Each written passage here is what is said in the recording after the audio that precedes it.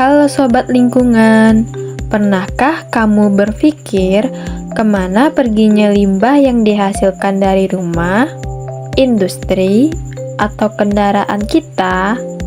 Nah, hari ini kita akan bahas penanganan limbah, mulai dari limbah cair, padat, hingga gas. Yuk, simak baik-baik. Setiap hari, manusia menghasilkan limbah, baik cair, padat, maupun gas. Jika tidak ditangani dengan baik, limbah ini bisa menjadi ancaman serius bagi lingkungan dan kesehatan manusia. Tapi tenang, kita mempunyai solusi. Yuk kita pelajari dulu dampaknya, metode penanganannya, dan teknologi yang digunakan dalam mengelola limbah secara bijak.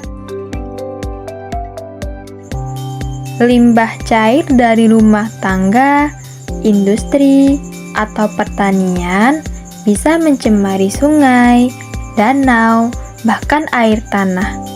Zat berbahaya seperti logam barat atau bahan kimia bisa merusak ekosistem, membunuh biota air, dan menyebabkan penyakit seperti diare, kolera, hingga keracunan.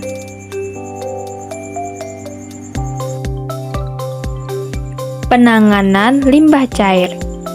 Ada dua pendekatan yang dapat dilakukan dalam penanganan limbah cair dan penanggulangan pencemaran air, yaitu pendekatan non-teknis dan pendekatan teknis.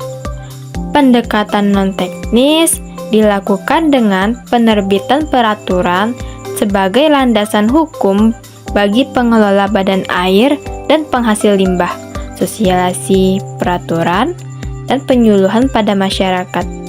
Sementara itu, pendekatan teknis dilakukan dengan penyediaan atau pengadaan sarana dan prasarana penanganan limbah, monitoring, dan evaluasi. Sistem penanganan limbah cair domestik. Limbah cair domestik ada yang berbahaya, ada pula yang tidak berbahaya. Limbah cair yang tidak berbahaya, misalnya air bekas cucian beras dan sayuran, dapat dimanfaatkan untuk menyirami tanaman. Pada bagian ini, kita akan membahas lebih banyak tentang limbah cair yang berbahaya, yaitu tinja manusia. Penanganan limbah tinja manusia dapat dilakukan melalui metode berikut. Yang pertama, cubluk.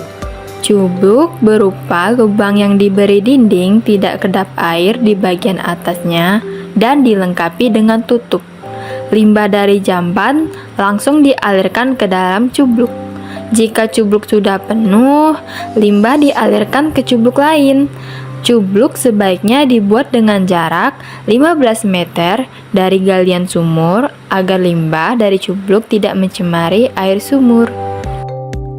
Tangki septik konvensional, tempat penampungan limbah dari toilet yang memisahkan kotoran padat dan cair lalu meresap ke tanah. Tangki septik biofilter. Tangki septik modern dengan tambahan filter biologis atau bakteri baik untuk mengurai limbah lebih bersih sebelum dibuang. Instalasi pengolahan limbah cair domestik atau disingkat IPAL domestik.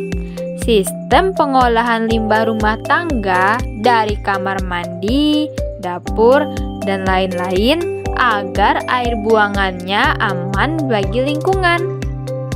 Sekarang kita masuk ke sistem penanganan limbah cair industri. Sistem penanganan limbah cair industri dapat dilakukan melalui penanganan sistem setempat dan sistem terpusat.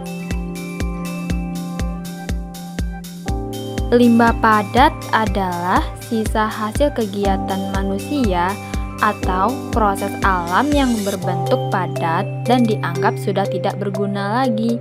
Contoh, sampah rumah tangga, sampah plastik, kertas bekas, logam, dan sisa makanan. Jenis limbah padat ada yang organik, anorganik, dan B3.